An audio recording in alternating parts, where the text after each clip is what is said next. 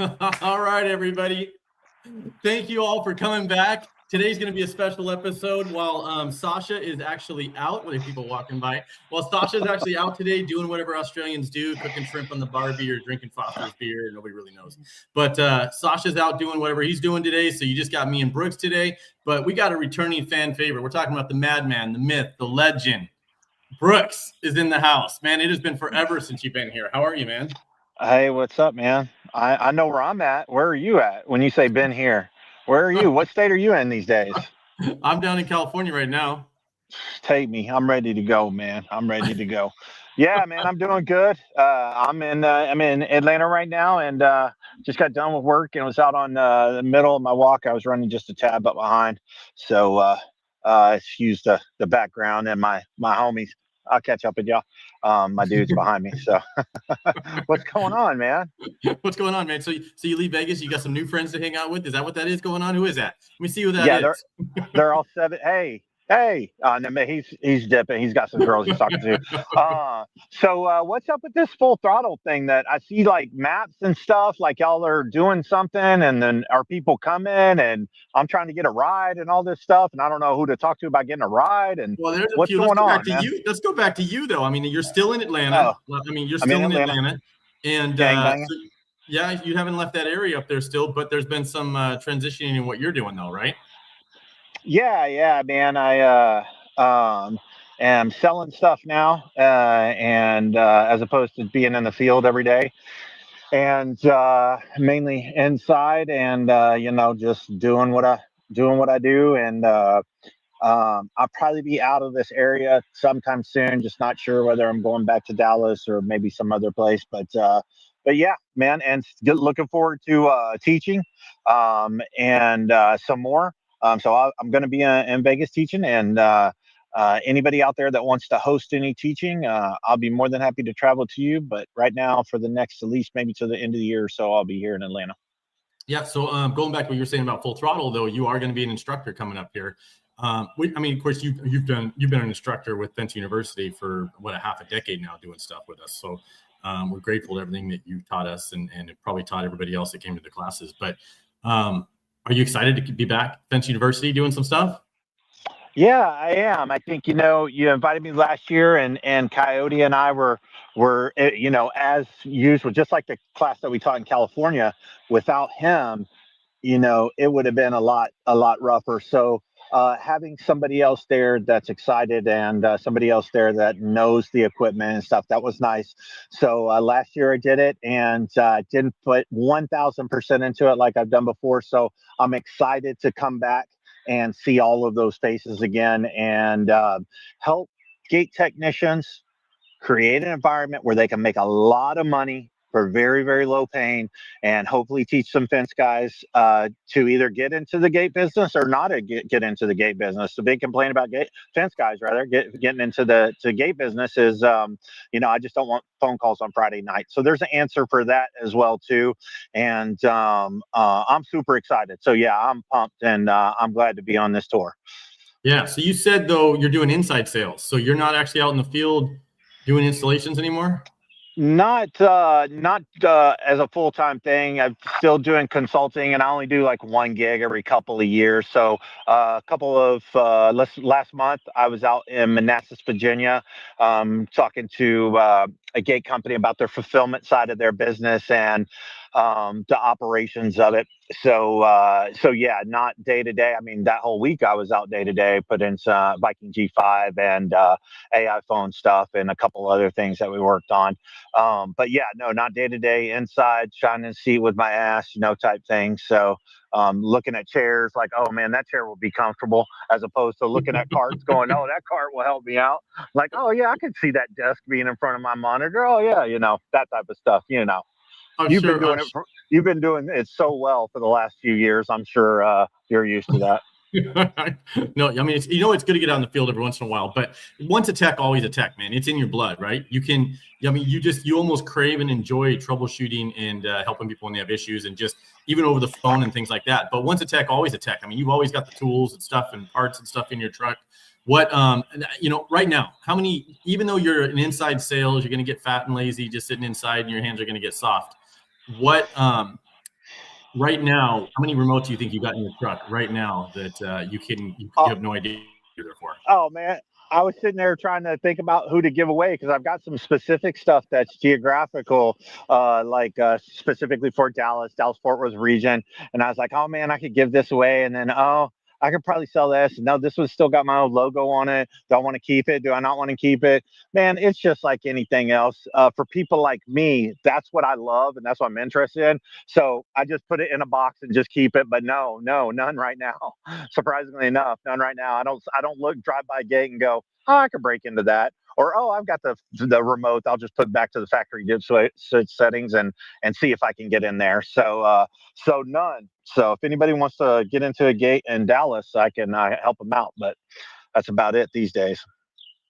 I think you're out there on your walk. We're not getting the best connection. We're losing you a little bit, man. Hold your phone up a little higher, or point it towards one of the satellites or something. There you go. I'm sorry about that, man. Sorry about that. So yeah. Anyway, no remotes in the truck. I've got all those stored away for any of the gates or for training. Actually, that's what I was doing, was building the kits out for training. Yeah. One thing you and I have always been passionate about since we met was the education and why it matters, and who we're educating matters, right? I mean, that's a big deal, especially for you and I, and we must have had 1,000 conversations and not just conversations, everybody, but arguments as well about things. But one thing that you and I agree on is educating people in our industry. We can't complain people aren't doing it right. And we can't drive around and say that's not done right. These guys shouldn't be doing it. These people shouldn't be doing it, and then not have anything available to train them. So I love that passion. But that's for me. Why do you think education, is so important to the industry? Well, I've just recently shared this in the last couple of years, but why I got into training and started my own school, the Access Control Expert School, about 12 years ago, training my competitors, training them for free, not asking for sponsorship money, always having a trade association involved, all of those types of things. I did that 12 years ago because this doesn't take a lot in order to be great at this business. You just have to be good. So in order to be good, 50% of that's just showing up. And the other 50% is just following what the manual says. And if you do those things, and you could do those things and not get drunk on the job or anything, or wreck the truck or anything like that, or put unleaded in a diesel or diesel unleaded, you have the opportunity. Oops. I feel that. I feel like that was throwing little daggers at me on that one. That's a little jab. And as soon as I walked onto your property last October, I guess it was, I was like, you got to be kidding me. But when I saw those unleaded fuel only on the side of your truck, and you're like, nope. So anyways, if you could just do those basic stuff, just have pig-headed discipline. You don't have to be smart in order to make $70,000 or $80,000 a year. You just have to follow the list, and that's all it is. And then the second thing, obviously, the more money that you make, the less money that you can rely on the government. And I think that it's important. And it's one of the things that, the last few years have been tough because I've just put so much the effort into education. But prior to that, in my own business, I only had to borrow money and one time in an emergency. I didn't have to get up and do foolish things with gate operators or do stuff to the lowest dollar because I just didn't have any debt. And I think that is personal. Those are the two personal reasons why I got into it. And then I loved it. So that was the third reason. Yeah, those were the main two reasons. Yeah, I mean, again, we've always kind of agreed on certain things. I mean, there's so much money to be made in this industry, fencing, gate operators, access controls. That it's amazing. So if you get up every day and put the time in, and you're not afraid to actually learn and things like that, you're gonna succeed in it. But you know what I found out, and after obviously we've talked to a lot of people, you and I, smaller companies and even people outside of our industry that want to learn gate operators and access controls. But what I've been finding out is it's one thing to teach them how to open up a box, bolt it down, hook up the photo eyes, which is what we train them how to do really well. I think what was unique about what you always did was you kind of taught them some of the programming and the troubleshooting as well. You always throw that in there, right? No matter what. I mean, a lot of your instructions while you're doing it, like, hey, I'm going to teach you how to hook this radio receiver up, but I'm going to show you how to hook it up so that the wires don't just slide out. you know what I mean, when you know, when the wind blows through or something, or you can kind of tug, and those little techniques. But why do you think that most installers struggle though with programming and troubleshooting? No foundation. The foundation, the training is, here's a board, here's a motor, here's a list of work orders. Just call me at 5 and tell me how much you got done. And when you're intimidated, like I've been put in a lot of new scenarios over the last year, when you're intimidated, you don't perform at your best. You don't want to ask questions at 51 years old. You don't want to ask questions. You don't want to go, hey, how do you do this? When you know it's just something simple. And I think there's a big intimidation factor that makes it easier to go, you know what, we'll be back on Monday to check this out. Or this is what we have in the truck, or this is what my boss told me to do. I got to do this. So I think that's a big reason why people struggle. There is the factor of not having the tools, and there is not and not having the discipline to follow the list and all that stuff. But I think the biggest problem is that we just don't have a foundation just to do the basic things, and it gets really intimidating to go, do I take off a motor? Do I test voltage here? Do I tell the customer that he can't park here? Yeah, you do all of that crap. When you're out there, your safety is the most important thing, and you need to tell customers what to do. You need to tell, hey, this is not, or you don't need to stand here, you don't need to put your hands here, you need to be behind the cones. And that intimidation factor can kind of really kill it for people, and not want to go down the path of either figuring it out or taking care of the customer. Yeah.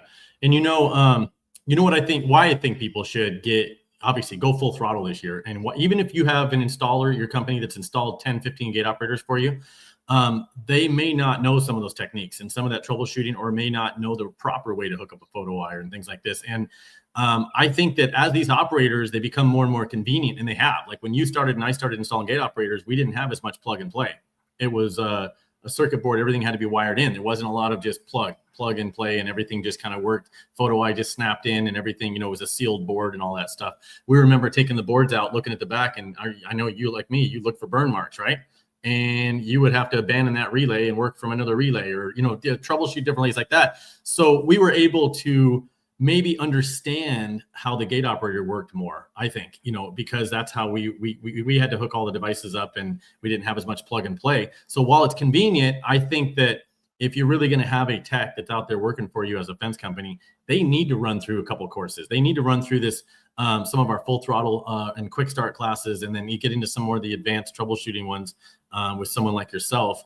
Otherwise, they're going to come up with a service call or out on an operator that they can't fix, and they can't understand, or they're going to fry something, or they're not going to quite understand how to go on a board and locate the 3 different spots that'll open the gate, you know, by crossing wires and things. So I don't know what you think. I mean, do you think that that now more and more people are getting into it, but it is more of a plug and play situation? Well, I think it's actually I think there's some of that. I think when we think about the plug and play, and not to put words in your mouth, it's we have something to tell us why this is not working, or we have some way to actually document or look at over an app, like why this didn't work. But, back in the day, 20 years ago, it was unplug everything and see if the Yeah. gate runs. And Yeah. then just start plugging in things one at a time. And now with thank God, it's been one of the things that have actually lowered the number of lawsuits and therefore accidents. The inclusion of safety devices with gate operators. Photo eyes, just the way Automatic does with 2 photo eyes is the way that I like to see it done. Photo eyes are the easiest things to run, but I think that it's also made it a little bit more complicated because we haven't had that 20 or 30-year history of the right nomenclature. Now people have monitor open, monitor close, and we have different ways of doing that. Some devices is 2-wire install, some are 3, some are 4. So I do see your point to an extent, but there also is a little bit more complicated. And I've said this for a long time. Not only is the biggest opportunity in access control, and that's turning over to IT, our gate operators, we're going to need to understand basic IP addresses and understanding, what 192.168.1. Whatever is, and understanding how that plays in dynamic addressing and all that stuff. So I agree with you to a certain extent, but I think we're also getting more complicated with all those additional devices and knowledge that we have to have. Yeah. Or we just go old school. I mean, let's face it. How many problems do you think can be solved by turning it off and turning it back on? Oh, it's a small percentage, but enough of the percentage to where you can not waste any more time just by doing that. And that is something documented, and doing is sometimes just the right thing to do. If it's right around the corner, if the gate operates safe after you turn it on and off, sometimes you don't need to know why something happened. Sometimes just turning it on and off and figuring out how to get it back in service safely, sometimes that's what you had to do. Yeah. Let's talk about that for a second, though, because I know, I've been out on service calls when I was doing tech support stuff like that. And that you're in a rush. You're going from jobs to jobs to jobs or something. And something definitely was causing this thing to hold open. And you could go in there and probably spend the 30 minutes it's going to take to diagnose it. And if you're like me, I want them to leave it as it is. If whatever state it's in right now when they call, I don't want them touching it. Don't turn it off. Don't power it off. Don't touch it. Don't do anything. I want to see what error codes are on there. You want to see what LED lights lit up. Anything you can see before you try to figure out what's wrong. And I'm pretty sure you're the same, right? Yes, that is correct. We do have the advantage of transactions in some gate operators. For instance, LiftMaster has 20 transactions, Automatic has 4,000 transactions, and so on. So high security's got transactions. So we have that advantage, but sometimes there are things that we see that aren't recorded in transactions. Sometimes there is something mechanical that is causing the failure, wires touching together or something like that, and you going in there, taking off the cover and moving stuff around just to unplug it and turn it back on does us no good, because you've now changed what the fault is, and I've got to sit out there and recreate it to do some due diligence, and there's $300 out the window. And you may not be able to reproduce it. I mean, you go out there and it's operating, and you just like going, well, I could I could test the relay. I could, maybe it's a limit switch, something, right? But other than that, it's really not, once it solved itself, you're kind of stuck, and they just got charged for a service call, and they didn't get the full benefit of the service call. So yeah, I agree on, we're kind of the same on that. Hey, what's an installer phrase? You've worked with a lot of installers, not just new people coming up, but I know you get phone calls. I know you go to fence companies where they've got installers. What's one phrase that you hear from them that immediately scares you? I don't have a multimeter. Oh yeah, no, my boss doesn't give us a laptop, or if you're doing access control, that is not for gate operators. But we don't have multimeter, and we just have 1 megometer for the company, or we don't have a time domain reflectometer. Those are the things that scare me, because it hurts the technician and drives good technicians out. Yeah. And I, one of the things that gets me is when I'm doing a tech support call or anything like that, or even one of those guys, I'm like, you're on the phone and you're like, hey, tell me the voltage. What's the voltage of that? And they're like 12 volts. And I'm like, get your meter. What's the volt? Oh, it's 12 volts. I'm like, does the package say 12 volts? Is that why you're saying 12 volts? Because the odds of you having the only battery in existence that's exactly 12 volts that's been sitting in this operator is pretty low, right? So that kind of stuff was always, when someone tells you it's exactly 16 volts or 24 volts or something, what are you getting out of your solar panel? 12 volts. Exactly. The odds, right? Well, or when they go, or when a solar panel is a perfect example, when I say, hey, what's your open voltage? And they go 18.43. And I'm just like, oh, so you already tested it? Well, I tested it yesterday. So I said, well, how do you know it's 18.43 now? Well, that's what it says on the back of the panel. Oh, okay. Well, so yeah, you're absolutely right. And I put my phone number out everywhere because I want people who don't have these answers to call me. So I still deal with these phone calls all day. And I spent 15 minutes with somebody last week. He called me again today trying to figure out a maglock. And I spent 15 minutes with him, and he was telling me stuff that he did before he left the job site, he was in his truck on the way home. And I was like, so what's the voltage of the power supply? He's like 12.43. Enough to where I had confidence that he was testing it right then, and he wasn't even on the job site. So yeah, those types of things scare me. Oh, did I lose you? Oh crap. Did I lose you, Brian? We lost Brian. Oh, we lost Brian. Oh, sorry. Yeah. All right. Hey, Well, y'all. hey. So anyways, if you don't have a good multimeter on your truck, you need to have one. And we'll wait for Brian to come back on. But here's one of the things I always say about education that you guys have to remember. A lot of the classes that we do day to day don't have pre-qualifiers. So when you're taking one of our classes, you're taking a class with somebody that's done it for 20 years, and you're taking a class with somebody that's done it for 20 years, and somebody that's only done it for 2 minutes or have never done it. So when you're taking an education class, like Brian was saying, what's some of the stuff that scares you? We're going to teach you to a certain level, but some people know more, some people know less, but it's your responsibility as a student to be on the lookout for that one golden nugget. So education is an active process. Whether you think you know it or not, you're on the hunt at these classes for one golden nugget. We got you back, Brian? Yep. I know. I don't know what that was. That's so weird. I'm stable too. It can be, but well, not mentally stable, but everything else. But yeah, sorry about that, everybody. That was probably you got a break from me. Looks like you got Susan for a second there, right? Yeah. I thought I might have lost you. Anyways, I was just on one of my tangents, but anyways, while you were gone, I was just saying, just on the break, we were just talking about classes. Like, it's a student's responsibility to find that one golden nugget. And for a $500 class that has no prerequisites, you have a responsibility to find that golden nugget. And I can't tell you what it is. If I could tell you what it is, I would just sell it to you for $500 and just stay home. So everybody's responsible for the active process when they come to these classes. I call it a golden wire net, but you can call it a golden nugget if you want. But golden wire net, there you go. Okay, all right. If you want to see that, go for it. But besides, we don't use nobody uses wire nuts anymore. But, we were talking about the guys. You know what I love about what we're doing is we're educating fence companies and and even some smaller gate companies and getting them to do the gate operators. Because I remember, did I ever tell you the story about what got me to install my first gate operator? I don't think so.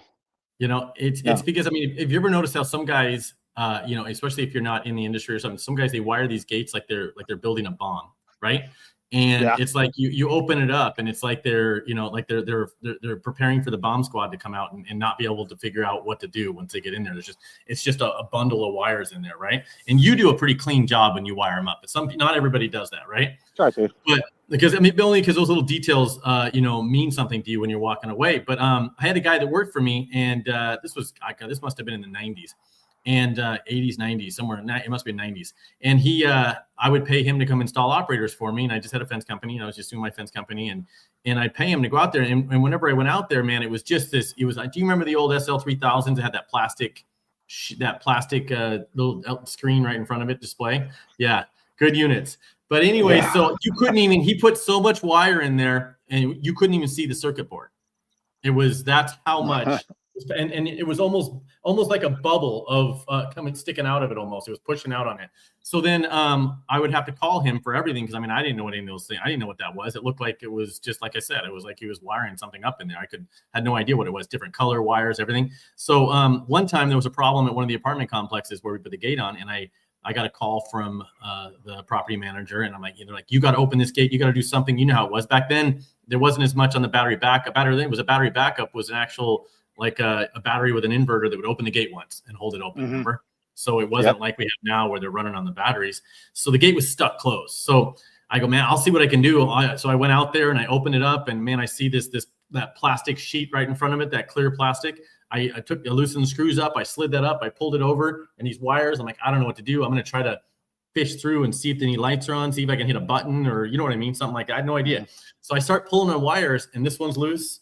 I pull this wire, and a bundle of wires come out. bundle. Nothing's hooked up. These wires that are just sitting in here aren't actually hooked up to anything. The guy just had all these different wires jumped up and shoved in there. And I pull all these over there, and then, once I got in there, all it was a photo I hooked up and the power coming in. So back then it was simple, right? We didn't even have all the different opening and close devices and things, right?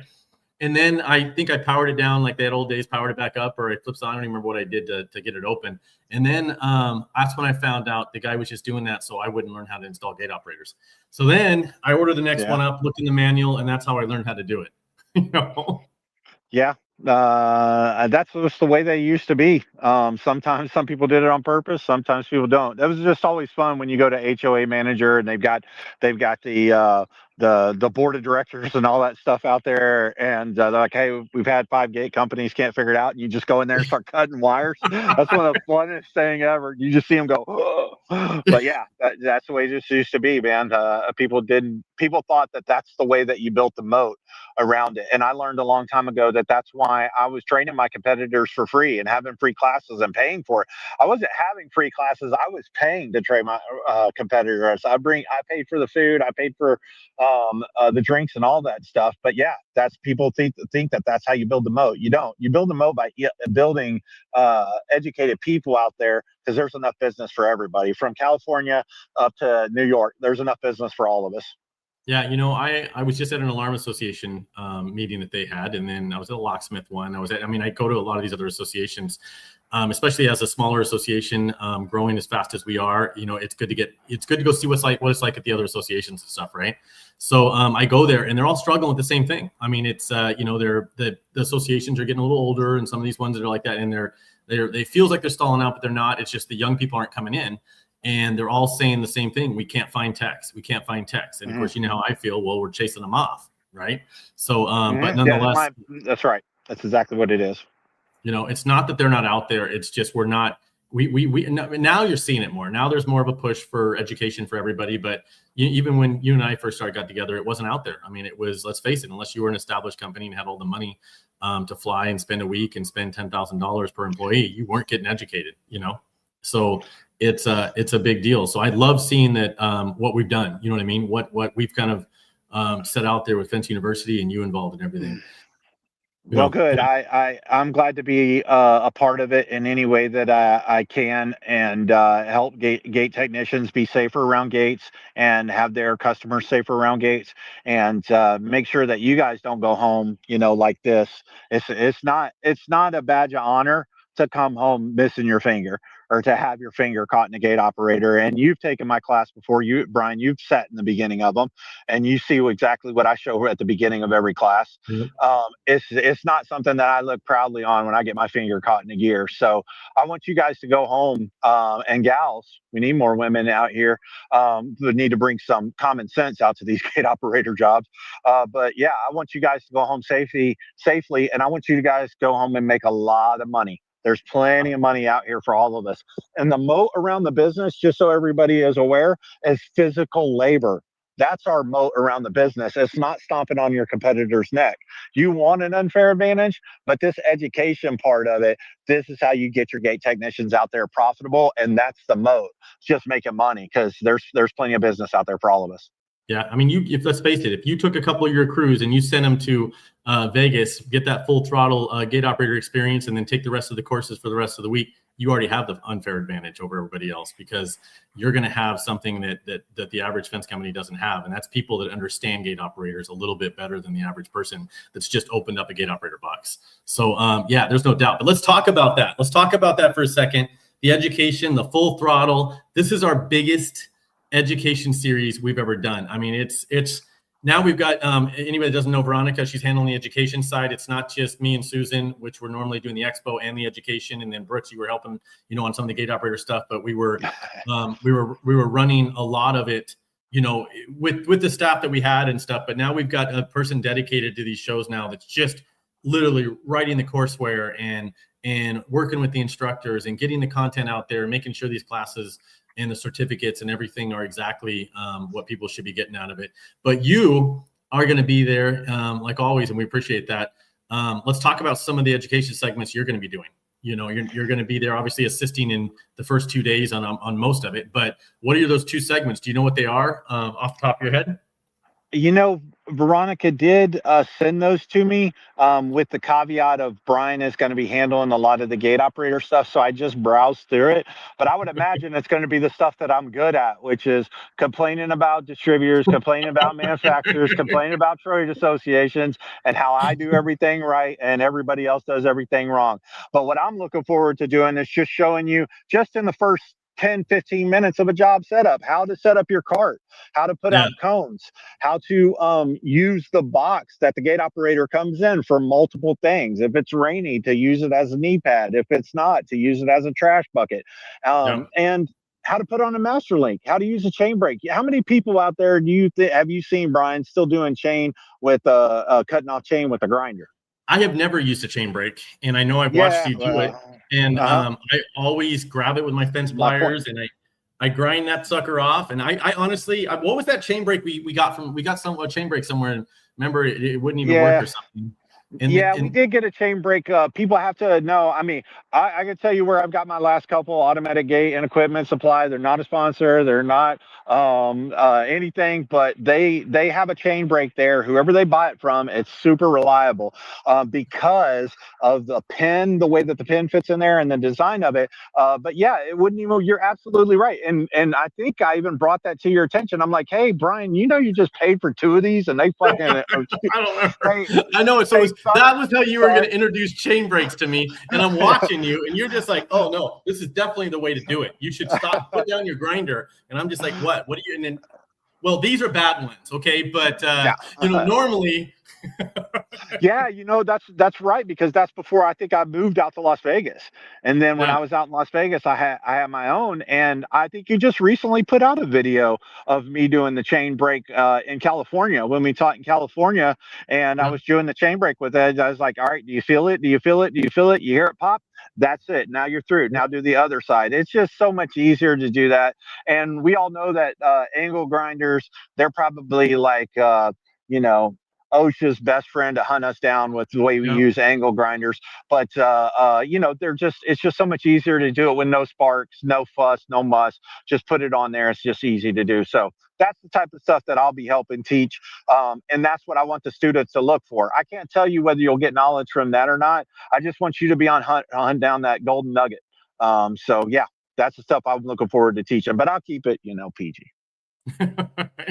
No, and I think everybody'd like a link to that. So when you get a chance, let's go back and drop a link to that chain brake that you did find. I know they're not a sponsor or anything, but if it's a quality chain brake and we want to give that information, let's drop that in the comments later or something, or maybe Susan can help, so that when people are watching this, they can actually go and try to take a look at what we're saying chain brake. I guarantee there's people out there don't even understand what we're talking about on that.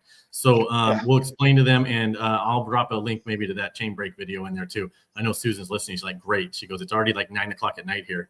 So she goes, I would love better to research a chain brake right now, a video and a link. Don't worry about it. Just put it in the notes, and I'll take care of all that stuff. But yeah, those are the golden nuggets. I can't tell you that's what you're going to find. So the last class I did here in Atlanta, I had Chuck McDonald, and I had a couple of guys, I think from Tennessee, that came down who had been installing it, and it was actually a lift master class that I was teaching. LA 400. Why don't you put the LA 500 in, and how to install a CSL and a CSW? And I was in a room full of people that knew those gate operators better than I did. So what I had them do was do stuff that they had never, ever done. And that was the golden nugget for those guys, even though they had been doing it longer than me and knew a lot more stuff about these particular gate operators. So it's your job to find that golden nugget. Yeah, that's a boo-boo one. Hey, take that down. Take that down. That offends my eyes. So yeah, it's your job to find that golden nugget. Is it a chain brake? Is it how I do the box? Is it how I do the cart? I know guys that are just interested on how I have the truck set up. It's your responsibility to find those. If you want to spend 10 grand and have a guy come out for the week and just train your guys on the stuff that they don't know, you can. Or you can come to Vegas, talk to all the manufacturers, and talk to multiple people that install this and steal all of their ideas. It's just that much easier, and go out and have a beer after the Well, expo. in some of the major segments, because this is going to be a 2 full day. If you get there for the full throttle gate operator experience, it's the Monday, Tuesday, and then we've got some quick start versions of it going on Wednesday, Thursday, and then I think breaching into Friday a little bit.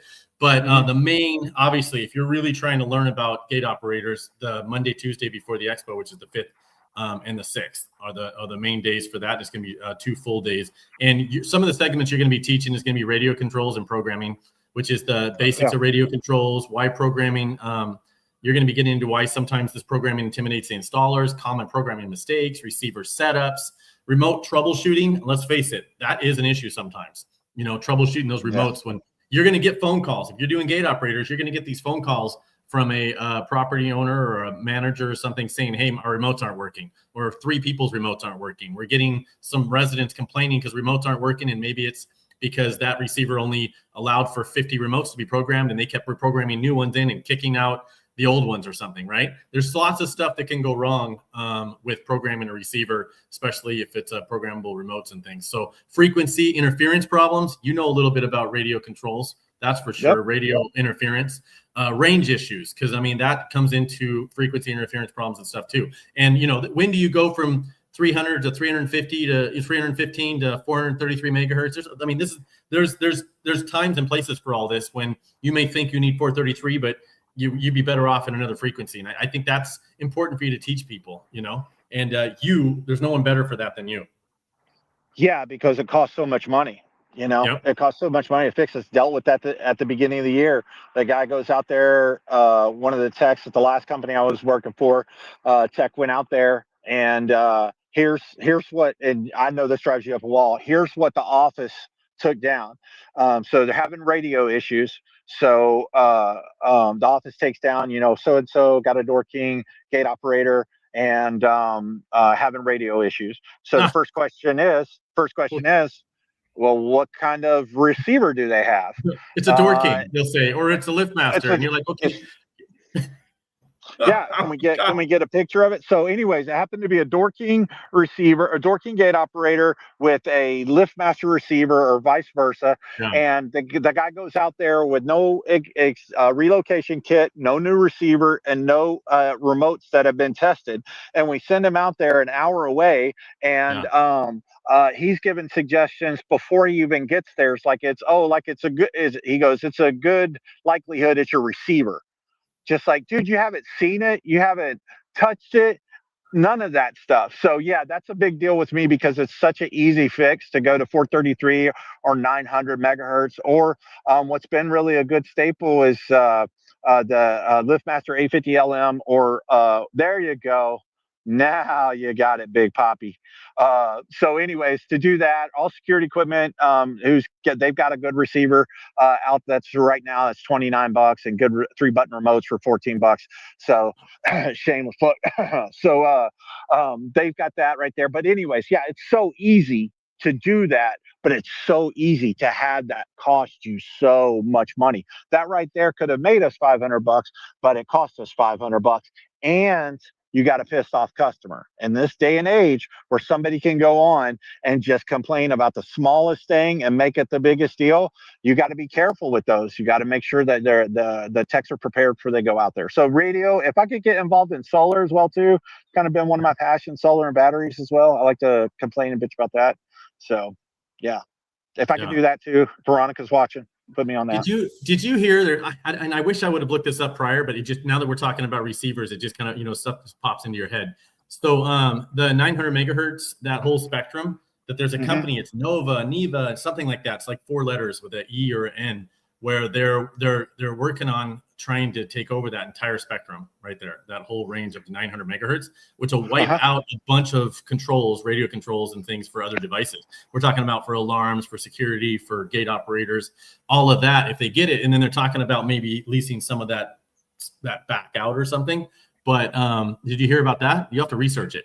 No, I haven't heard about that. Yeah, that takes out Surefire, that takes out Wireless Weekend, that takes out Transcore, that takes out Infinity RFID, and on and on and on. 900 megahertz, 890 to 912 or whatever it is just, it's there. It is synonymous with access control as of right now. No, I haven't heard that, and I have my. A lot of people don't know this because I talked about it in class most all the time because it's an easy way to get education for really cheap and get free license plates and other cool benefits. But I have my radio license, and I know that there's a lot of people out there that get real particular about that when big people come in and try to buy a whole range. So I'll reach out to some of my friends and ask them about that. But yeah, I look forward to teaching that because that's cheap to fix. I wanted to jump on the bandwagon and try to put our support for blocking that. They're trying to get a bill passed right now on that. I believe that's the stuff we should work on to protect our industry. So that's why. But, that kind of stuff. But nonetheless, yeah. So I know I'm getting like Susan's telling me in the back. I wish other people could see her in the background. I try to block it out as much as I can. But she's like, hey, what's going on, you guys? Nobody wants to listen to you guys talk about radio controls. But, Nobody wants to see her in the background. Here you go. I know. So anyway, that's just one gate operator quick starts. You're going to be doing that and then photo eyes because I don't know too many people that know as much about photo eyes as you. When it comes into obviously your photo reflective, your through beam, and obviously and the photo eye industry has changed a lot. We've got photo eyes out there that have 5-year, 8-year long batteries in them now. I mean, it's just optics. Yep, it's a whole different ball game than it used to be. So you're going to be doing some of that stuff. Good. While we got you here, though, and hopefully this will be some golden wire nets that we can throw out here. All right. I'm going to try to make that golden wire net a thing, by the way. So but it sounds kind of creepy, but I'm with it, man. When has that stopped you? Well, that's a good point. Well, or you, but I'll support you one way or the other. I'm going to get that 1 in the morning. I'm going to get that 1 in the morning message. I got your golden wire nets right here. Yeah, there you go. So yeah, if Letty's listening, the next T-shirt order, can we get golden wire nut? Do you have a golden wire nut on the T-shirt? That'd be great. She just texted me and said she wants me to tell you, calm down, bro. Okay. Oh, calm down, bro. Yeah, she can calm down. Kiss my. Yeah, well, she was right. So I use that one all the time now. Yeah, hey, man, just like everybody else, I get too big for my britches all the time. So gotta get put in check. She may be a little girl, but she'll check you quick. Hey, she don't play, man. When you're in trouble, I've been hired, I've been fired, I've been yelled at by her, and I'm good with all of them. I don't need to hear that no more. So I'm sorry to bring your name up. Let's give them something here. Let's do some golden wire nuts here. What's the most common reason photo eyes fail?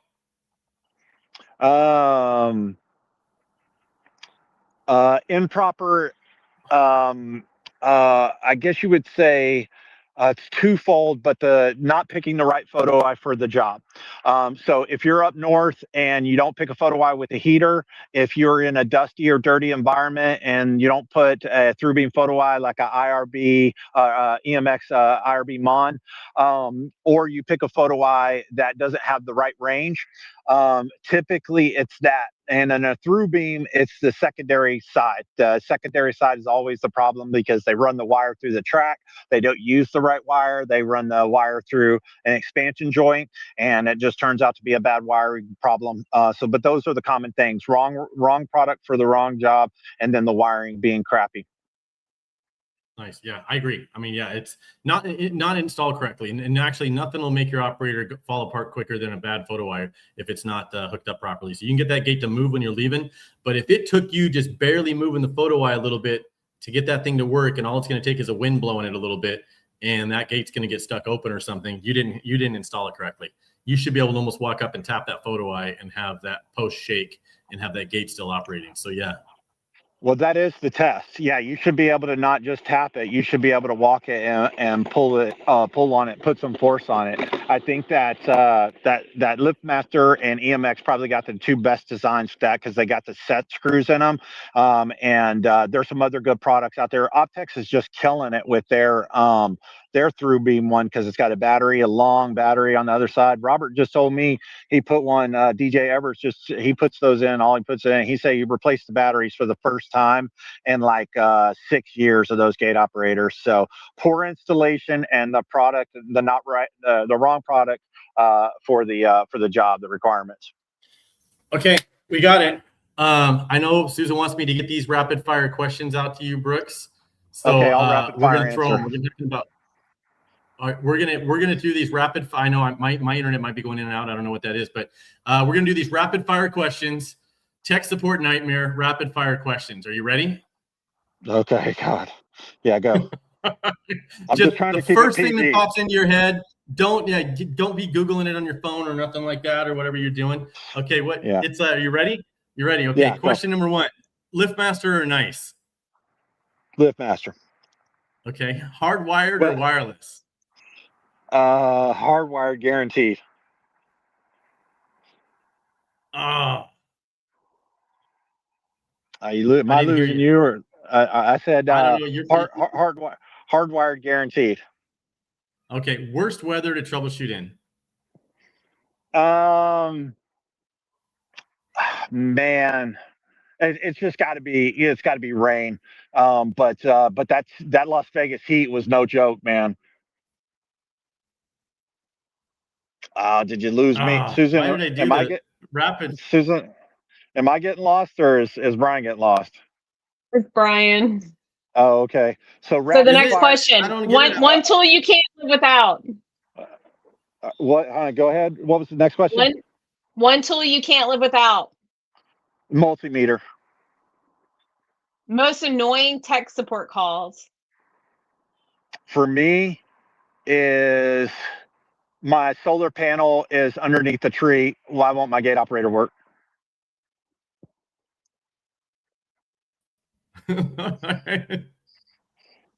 Were y'all saying something in the background?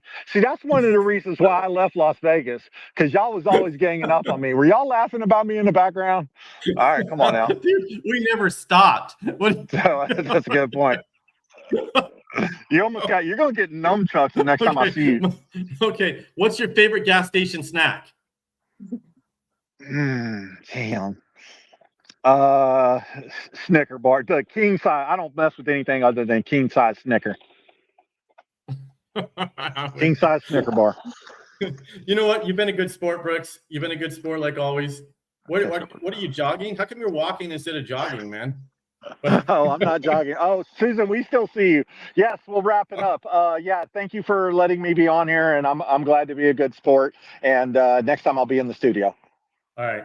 You guys, everybody that's listening, as you can see, this isn't going to be a sit down and fall asleep education. This is real world stuff you can take back Monday mornings to wherever you're working, or maybe it's you not working for somebody, you're working for yourself. So what's the call to action here, Susan? What do we want people to do? There's always a call to action to everything in our lives. You want to go to finshow.com and register today. Full throttle passes are $150 until June 1st. Showroom floor passes are free until June 1st. Prices increased on June 1st and then on September 1st again. So get your passes now. That's it, everybody. Go full throttle with us. We need you there. The industry needs you there. Brooks, there you go. We'll be talking to you soon. Now go sell some gates. Go sell some operators for you. There you go. See you guys.